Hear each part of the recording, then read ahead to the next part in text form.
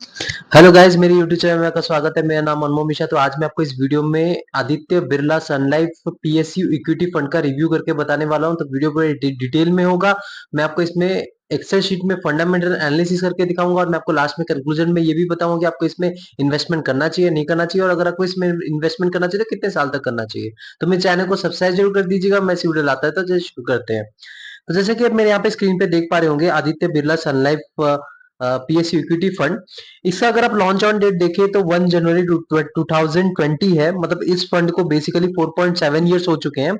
तो 4.7 इयर्स का अगर कैटेगरी रिटर्न देखें तो 32.1% तक है, और इस फंड का अगर 4.7 इयर्स में रिटर्न देखें तो 32.35% तक का रिटर्न है। मतलब कैटेगरी बीटिंग रिटर्न है, और कैटेगरी के लगभग बराबर ही रिटर्न है, आप मान सकते हैं। और ये बराबर की ही देते, सेक्टरल फंड है तो एक बेसिकली एक पर्टिकुलर सेक्टर पे ही डिपेंडेंट रहता है।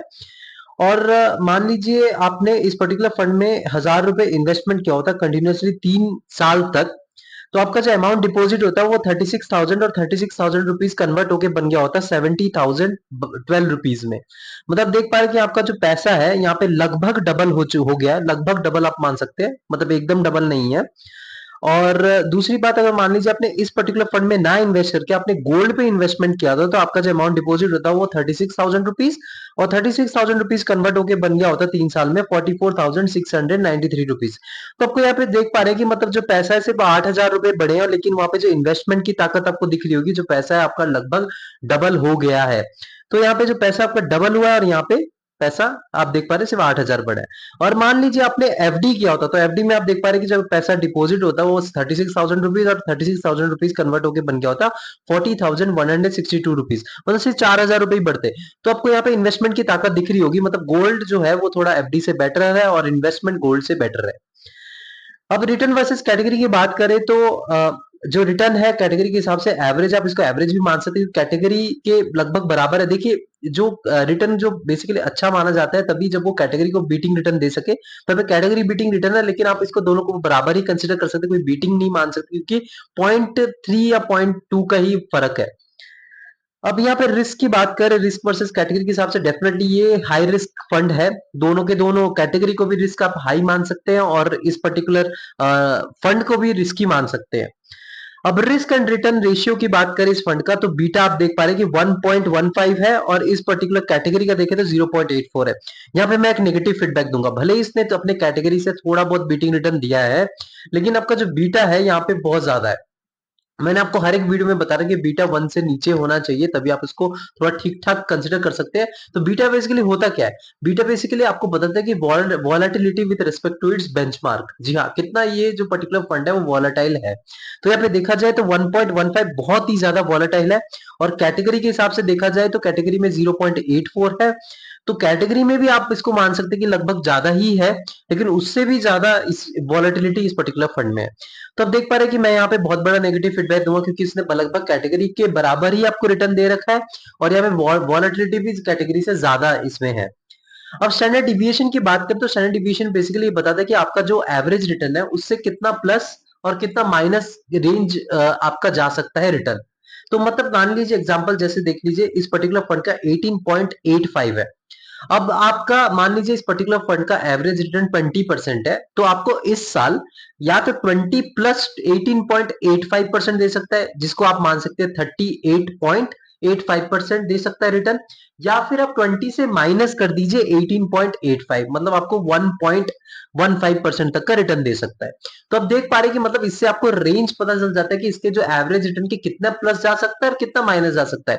ये जितना कम हो वो ज्यादा अच्छा खासा माना जाता है।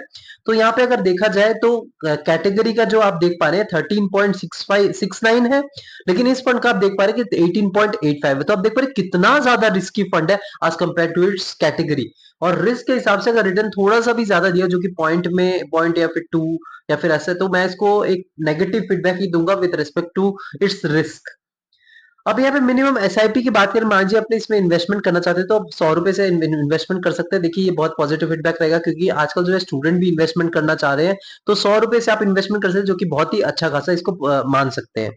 अब मान लीजिए आप इसमें लमसम करना चाहते हैं, तो आप लमसम इसमें 500 रुपए से कर सकते हैं, जो कि बहुत मिनिमल अमाउंट है। ये भी मैं एक पॉजिटिव फीडबैक दूंगा।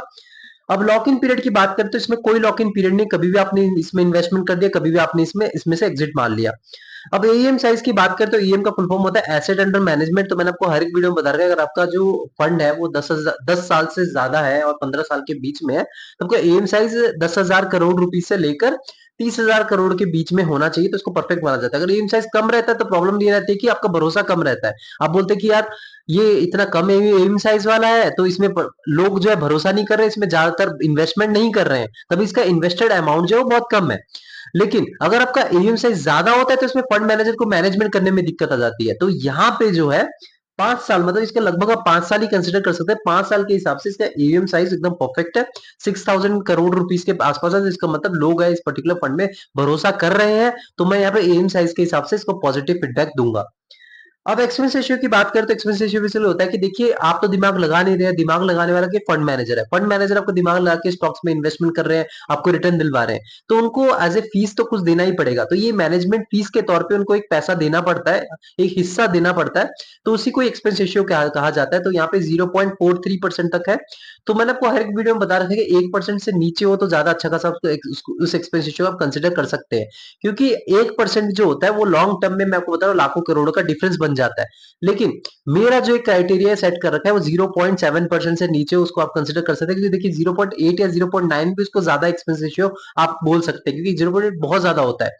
0.7 से नीचे ये पर्टिकुलर फंड तो 0.43 है, तो मैं आपको ये एक्सपेंस रेशियो के मामले में एकदम पॉजिटिव फीडबैक दूंगा। अब सबसे मेन बात करते हैं मार्केट कैपिटल की। तो यहाँ पे मिड कैप जो है, यहाँ पे आप देख पा रहे हैं 16.56% तक एलोकेशन है, स्मॉल कैप में 10.17% तक एलोकेशन है, और लार्ज कैप में 68.34% तक एलोकेशन है, और अदर्स में 4.9% तक एलोकेशन है। देखिए यहाँ पे लार्ज कैप में आप बोले कि यार लार्ज कैप में तो इतना बड़ा एलोकेशन है, तब भी रिस्की इतना ज्यादा क्यों है, इसमें वॉलेटिलिटी इतनी ज्यादा क्योंकि 1 से ऊपर बीटा जा रहा है, स्टैंडर्ड डिविएशन भी ज्यादा जा रहा है। तो आपको एक चीज बता दूं, ये एक सेक्टरल फंड है, एक पर्टिकुलर सेक्टर अगर अच्छा खासा परफॉर्मेंस देता है तभी ये ज्यादा जाता है।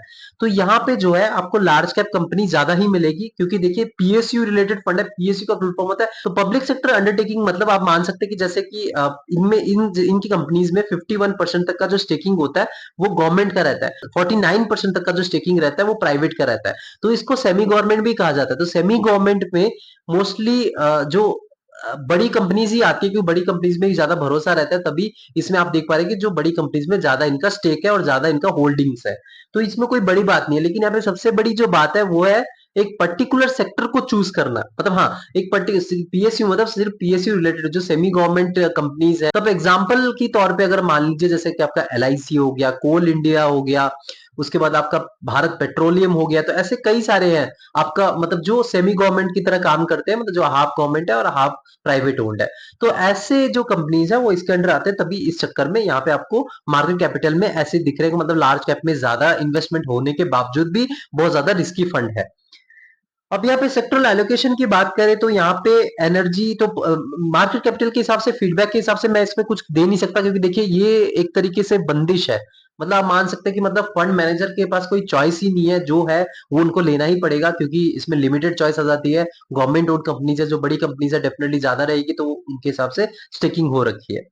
अब यहाँ पे सेक्टरल एलोकेशन की बात करें तो एनर्जी सेक्टर में 41.21% तक एलोकेशन है, फाइनेंस सेक्टर में 27.91% तक एलोकेशन है, कैपिटल गुड्स की बात करें तो 9.52% तक एलोकेशन है, मटेरियल्स में 4.23% तक एलोकेशन है, इंश्योरेंस में 4.13% तक एलोकेशन है, मेटल्स एंड माइनिंग्स में 3.62% तक एलोकेशन है, सर्विसेज में 1.65% तक एलोकेशन है, कंस्ट्रक्शन में 1.48% तक एलोकेशन है, केमिकल्स में 0.89% तक एलोकेशन है, और अदर्स में 0.42% तक एलोकेशन है। तो देखिए यहाँ पे सेक्टरल एलोकेशन की बात करें तो बहुत ही ज्यादा कॉन्सेंट्रेट है। आप देख पा रहे हैं कि जो एनर्जी सेक्टर और फाइनेंशियल सेक्टर है उसी में ही पूरा इनका डिपेंडेंसी ज्यादा है। मतलब 70% पोर्टफोलियो तो इनका ये दो ही सेक्टर है। अगर एनर्जी सेक्टर और फाइनेंस सेक्टर अच्छा खासा परफॉर्मेंस देता है तो आपको रिटर्न फ्यूचर में अच्छा खासा मिलेगी ही मिलेंगे। तो यहाँ पे मैं थोड़ा सा नेगेटिव फीडबैक दूंगा, लेकिन इसमें यहाँ पे नेगेटिव फीडबैक देने से क्या होगा, क्योंकि देखिए जो फंड मैनेजर है उनके पास कोई चॉइस ही नहीं है, जो उनको अच्छे खासे दिख रहे हैं पीएसयू रिलेटेड जो स्टॉक्स है, क्योंकि देखिए पीएसयू रिलेटेड जो स्टॉक्स है वो लिमिटेड रहते हैं, जो उनको अच्छे खासे पोटेंशियल जिनमें है देख रहे हैं, तो उसी में ही वो ज्यादा अपना अपने मतलब पोर्टफोलियो में रख ले रहे हैं। तो ये इनकी कोई गलती नहीं है। तो यहाँ पे मैं उन फंड मैनेजर या फिर उनके चॉइस पे कोई नेगेटिव फीडबैक नहीं दूंगा, लेकिन हाँ यहाँ पे कंसंट्रेशन ज्यादा है, तो यहाँ पे मैं फंड के हिसाब से बोलूंगा कि थोड़ा यहाँ पे नेगेटिव फीडबैक दूंगा, क्योंकि कंसंट्रेशन एक ज्यादा है पर्टिकुलर दो सेक्टर्स में। फंड मैनेजर्स की बात करें तो यहाँ पे दो फंड मैनेजर है, एक का नाम है धवल गाला, इनका एक्सपीरियंस है 9.04 इयर्स का, और सेकंड जो है वो आपका धवल जोशी, इनका एक्सपीरियंस है 2.07 इयर्स का। तो देखा जाए दोनों के ही नाम सेम है, तो लेकिन एक्सपीरियंस अलग अलग है, लेकिन यहाँ पे देखा जाए 9.04 इयर्स तो डेफिनेटली एक बहुत बड़ा, बहुत ही अच्छा खासा एक्सपीरियंस है। एक फंड मैनेजर का ज्यादा एक्सपीरियंस होना जरूरी होता है, क्योंकि वो ही अच्छा खासा आइडिया देते हैं, उनके आप पास्ट भी ट्रैक कर सकते हैं कि पास्ट में इन्होंने कितना अच्छा खासा रिटर्न दे रखा है, इनके बारे में रिसर्च कर सकते हैं, क्योंकि देखिए इनकी स्ट्रेटेजी वैसी ही रहती है। अगर इनके जैसे पास्ट के रिटर्न होते हैं, तो पास्ट के रिटर्न के हिसाब से आप इनका फ्यूचर रिटर्न भी आप प्रेडिक्ट कर सकते हैं, क्योंकि ये इनकी स्ट्रेटेजी वैसे ही फॉलो करते हैं। अब फंड मैनेजर के मामले में यहाँ पे एक पॉजिटिव फीडबैक दूंगा, क्योंकि एक एक्सपीरियंस फंड मैनेजर्स है। रिस्कोमीटर के हिसाब से देखा जाए तो very high risk point fund है, डेफिनेटली हाई रिस्क फंड है। यहाँ पे लार्ज कैप का एलोकेशन ज्यादा होने से कोई मतलब मैटर नहीं करता, क्योंकि यहाँ पे एक पर्टिकुलर सेक्टर में मतलब एलोकेशन ज्यादा है, पर्टिकुलर सेक्टर में भरोसा है। अगर एक अच्छा खासा एक सेक्टर अच्छा खासा परफॉर्मेंस देता है, तभी ये पर्टिकुलर फंड आपको अच्छा खासा रिटर्न दे पाएगा। रेटिंग की बात करते हैं, इसको 4/5 मिलेगा एज कम्पेयर टू, ये फंड को कंपेयर करें with respect to its category, तो 4/5 ही आप मान सकते हैं। और सबसे बड़ी बात है, मैं आपको कंक्लूजन में ये बता दूं कि ये एक सेमी गवर्नमेंट सेक्टरल फंड है, तो sectoral fund definitely high risky fund है। यहाँ पे आप 5 साल का अगर आप रिटर्न देखिए तो 32% आपको एक इंप्रेसिव रिटर्न दिखेगा, क्योंकि देखिए 5 साल तक वो कंटिन्यूसली 32% तक का रिटर्न दे रहा है, बहुत ही मैसिव है। लेकिन अगर मैं आपको इसका पुराना डेटा दिखाऊं, अगर आपको एसबीआई का मैंने रिव्यू कर रखा है, एसबीआई का जो पीएसयू फंड है, उनका अगर आप 10 साल का रिटर्न देखिए, या 12 या 13 साल का रिटर्न देखिए, या फिर सिंस इंसेप्शन का रिटर्न देखिए 2008 जो है, रिटर्न देखेंगे तो आपको 13% या 13.5% तक का रिटर्न मिलेगा। मतलब इतने साल का, मतलब आप देखेंगे और सिर्फ इतना कम रिटर्न, तो आप बोलेंगे रिसर्च से तो इंडेक्स फंड में आप इन्वेस्टमेंट कर सकते हैं। अभी जो लास्ट 5 या 6 साल, अगर 7 साल देखेंगे, तो वो जो मोदी सरकार है, मतलब जो गवर्नमेंट है, उनका सपोर्ट बहुत ज्यादा है पीएसयू रिलेटेड फंड में। और दूसरी चीज आप देख पा रहे हैं कि यहाँ पे जो सेक्टरल एलोकेशन में एनर्जी सेक्टर है, तो एनर्जी सेक्टर में इनका जो भरोसा है वो बहुत ज्यादा है। तो एनर्जी सेक्टर जो है, जैसे आपका रिन्यूएबल एनर्जी हो गया, या फिर आपका जो कंजर्वेटिव एनर्जी सेक्टर है, सोलर एनर्जी हो गया, तो ऐसे कई सारे एनर्जी सेक्टर है जिनपे गवर्नमेंट का बहुत ज्यादा भरोसा गया है, और बोलते हैं कि इन पर्टिकुलर जो रिलेटेड कंपनीज है, उनका तरक्की करो, उन पे इन्वेस्टमेंट करो, उनका तरक्की होगा तो हमारा जो इंडिया है उसमें एनर्जी सेक्टर में बहुत ज्यादा आगे जाएगा। तो इनका जो भरोसा है वहां पे गया है, तभी ये पर्टिकुलर फंड जो है वो अच्छा खासा रिटर्न देने के लिए मतलब दिया है लास्ट के 6 से 7 साल में। लेकिन अगर आप ओवरऑल देखें तो इतना अच्छा खासा रिटर्न नहीं है। तो मेरा जो सजेशन रहेगा कि एक सेक्टरल फंड है, सेक्टरल फंड के हिसाब से आप इसमें इन्वेस्टमेंट करेंगे तो आप सोच समझ के करिए, क्योंकि यहाँ पे लॉन्ग टर्म में अगर आप रिस्क भी ले रहे हैं, लॉन्ग टर्म में अभी अच्छा खासा रिटर्न नहीं मिल रहा है, तो आप डिसअपॉइंट डेफिनेटली होगी। क्योंकि आप स्मॉल कैप फंड में अगर आप इन्वेस्टमेंट कर रहे हैं, आपको लॉन्ग टर्म में 30%, 25% या 20% तक का रिटर्न मिल रहा है, तब खुश होंगे। लेकिन ऐसे फंड में अगर आप इन्वेस्टमेंट करेंगे और आपको 13% रिटर्न मिल रहा है, और आप बोलेंगे यार इंडेक्स फंड में तो मैंने वॉलेटिलिटी भी फेस नहीं करी, मैं कभी भी इमरजेंसी टाइम में पैसा निकालना चाहता था तो निकाल सकता था, और मेरे को ज्यादा रिटर्न मिला है लॉन्ग टर्म में 15 से 16%, लेकिन ऐसे फंड में मैंने लगाया और 13% मिला। तो ऐसा आप सोच समझ के करिए, बहुत ही ज्यादा रिस्की फंड है, बहुत ज्यादा, मतलब मैं आपको बता रहा हूँ स्मॉल कैप से भी ज्यादा रिस्की फंड मैं आपको इसको कंसिडर करूंगा। तो आप अपने हिसाब से रिसर्च करके लगाइए। तो मेरा सजेशन, मैंने जो खुद किया, मैंने इसमें इन्वेस्टमेंट नहीं किया है, आप अपने हिसाब से कर सकते हैं, क्योंकि बहुत ज्यादा फेमस फंड है, लोग पीएसयू रिलेटेड फंड में बहुत ज्यादा भरोसा कर रहे हैं, लेकिन मैंने पर्सनली नहीं किया। आप करना चाहते हो कर सकते हैं, लेकिन आप इसमें लॉन्ग टर्म में 13% या 12% हो सकता है, लेकिन हाँ शॉर्ट टर्म में आपको एक अच्छा खासा रिटर्न दे सके, लेकिन मैं इस पे भरोसा ज्यादा नहीं करता हूँ। आप अपने हिसाब से रिसर्च करके इन्वेस्टमेंट करिए, ये नहीं कि मैंने बोल दिया और आपने इन्वेस्टमेंट नहीं किया और किया, ऐसा बिल्कुल ही मत करिएगा। मैंने आपको बस सजेशन दिया, मैंने आपको फंडामेंटल एनालिसिस करके बताया है कि लॉन्ग टर्म में कैसे क्या होता है। आप मेरे पुराने वीडियो में देख सकते हैं, एसबीआई का इक्विटी फंड अगर आप देखेंगे, पीएसयू का इक्विटी फंड मैंने उसमें रिव्यू करके दिखा रखा है, मैं आपको कमेंट सेक्शन में भी दे दूंगा। तो मेरे चैनल को सब्सक्राइब जरूर कर दीजिएगा, मैं इसी वीडियो लाता रहता हूँ। Thank you.